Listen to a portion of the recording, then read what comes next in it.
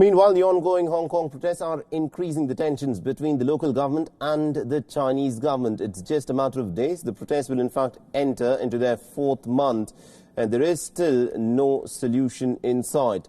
Now, the protesters yet again formed a human chain along 3 railway lines across the city to draw international attention to their cause.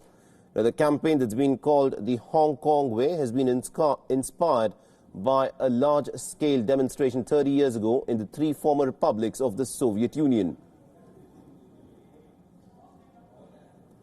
And also taxis with Chinese flags ran through the streets of Kowloon district during a peace rally in Hong Kong. Nearly about 600 taxis participated in the peace rally against violence.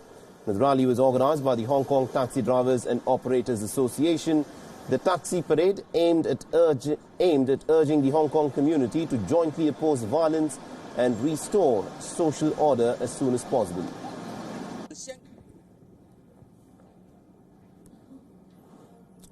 Meanwhile, people are beginning to assemble yet again on a weekend in Hong Kong as they have decided to press on with their protests, demanding that the autonomy of Hong Kong should not be eroded by any kind of Chinese interference.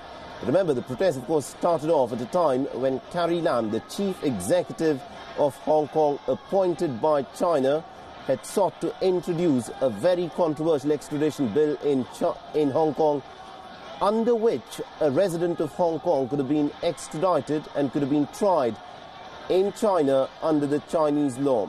And it is these protests that have now spiraled out of control, and they've taken a completely different dimension altogether. The people in Hong Kong have stated that under no circumstance will the one state, two systems policy be compromised in any way.